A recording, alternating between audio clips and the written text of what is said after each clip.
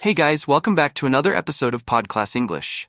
You know, the place where we have fun and casual convos to help you improve your English while we dive into all things pop culture. I'm Alex, and today is a special one. I'm not alone this time. I've got my good friend Sarah here with me. Hey, thanks for having me. I'm super excited for this one. I mean, come on, we're talking about BTS today, like one of the biggest bands in the world right now. Right? BTS has taken over everything, from music to fashion, social media, you name it. If you don't know who BTS is, are you living under a rock? But seriously, even if you're not a die-hard ARMY, which by the way is what BTS fans call themselves, you've probably heard of them. For sure.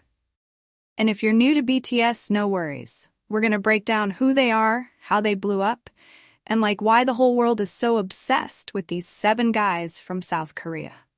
Yep. So grab your coffee, tea, or whatever you like to sip on, and let's get into it. So, okay, let's start with the basics for anyone who's like, wait, who are BTS again? BTS stands for Bangtan Sonyeondan, which translates to Bulletproof Boy Scouts in English. And before you ask, no, they're not scouts in the forest with badges and tents. It's more symbolic. They debuted in 2013 under this company called Big Hit Entertainment, which wasn't a big deal back then. No one knew who they were at first, right? Yeah, totally. I think that's one of the coolest things about BTS, how they came from a small company with almost no resources, and now they're global superstars. It wasn't easy for them. They were this hip-hop group at first, and people didn't take them seriously. But you know what? They didn't give up. Exactly. And I feel like that's one of the reasons people connect with them so much. They're real. They talk about struggles, mental health, and being misunderstood. I mean, a lot of their early songs were about, defying the odds and standing up against society's expectations. And even though they started with hip-hop, their music has evolved a lot over time, right? Oh, for sure. I mean, they've done everything from hip-hop to pop, R&B, even EDM. There's something for everyone in their discography. Yeah, I remember when I first heard I Need You. That's when I was like, oh, okay, these guys are onto something. And from that moment, their rise was kinda wild. They went from playing small venues to selling out stadiums. Right. I think one of their big breaks was in 2017 when they won the Billboard Music Award for Top Social Artist. That's when people really started to pay attention. It was this massive moment because, they beat huge Western artists like Justin Bieber, who had won that award for 6 years straight. Yeah, that's crazy. And the cool thing is they won it because of their fans, the ARMY, who own the internet. BTS became the king of social media. Their Twitter is insane.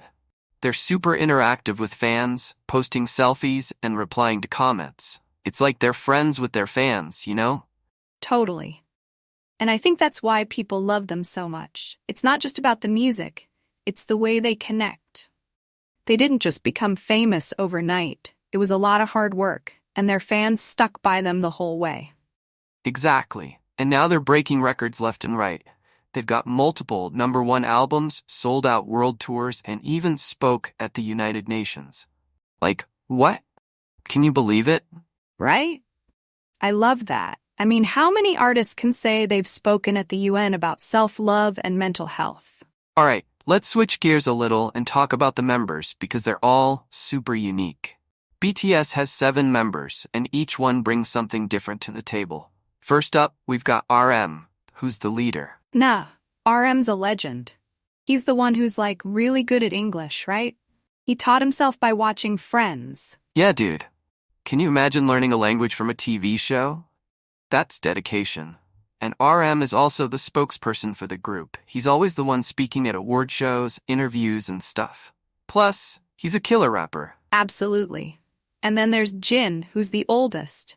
He's got this funny and goofy personality, but he's also super caring towards the other members. Jin is such a dad. And don't forget his worldwide handsome title. He owns that, and we love him for it. Of course. Then you've got Suga, who's the quiet one, but he's an incredible rapper and producer. His solo stuff is so good too. Right, he's low-key, but you can tell he's always thinking, always creating. Alright, who's next? J-Hope, the energy of the group. Man, this guy is literally sunshine personified. Like, his energy is just contagious. You watch him dance and you can't help but smile. Exactly. And he's such a talented dancer. I mean, he's the lead dancer for a reason. His moves are so sharp, and yet he makes them look so easy, like he's not even breaking a sweat.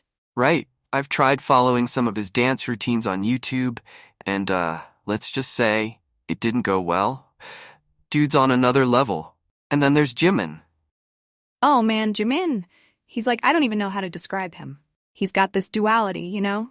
One minute he's this sweet, soft-spoken guy, and then on stage, he turns into this fierce performer. Exactly. He's got that angelic voice, but his stage presence is no joke. And don't even get me started on his dancing. I've watched his Serendipity performance 1,000 times, and it never gets old. Same. And speaking of performers, let's talk about V. Like, this guy's charisma is out of this world. He's got that deep, soulful voice that's so unique. For sure, V's got that whole mysterious vibe, but at the same time, he's super goofy off stage. And his voice, it's so rich and deep, like when he sings Singularity, just wow. Totally. And last but not least, we've got Jungkook, the youngest of the group, but man, this guy is a jack of all trades. Jungkook is good at everything. Singing, dancing, rapping, sports, drawing, video editing. Like, is there anything he can't do? Right? And you know what's funny? He's always so humble about it. Even though he's insanely talented, he's always looking to improve and learn. Exactly. And that's what makes BTS so special, you know? Each member is amazing on their own, but together, they're unstoppable. Yeah, and it wasn't always this way. Like, we see them now, all successful and stuff. But they had some serious struggles in the beginning. People weren't paying attention to them, and their company wasn't exactly swimming in cash, right? Oh, totally. Big Hit Entertainment was pretty much a no-name company back then. They didn't have the big budgets like the other major labels. BTS even talked about how they used to share a small dorm room and couldn't afford proper meals sometimes. Right. It was tough. I mean, they were literally out there handing out flyers to get people to come to their performances. Can you imagine? BTS handing out flyers. But hey, it just shows their determination. For sure. And honestly, that's why so many people relate to them. They've been through the grind.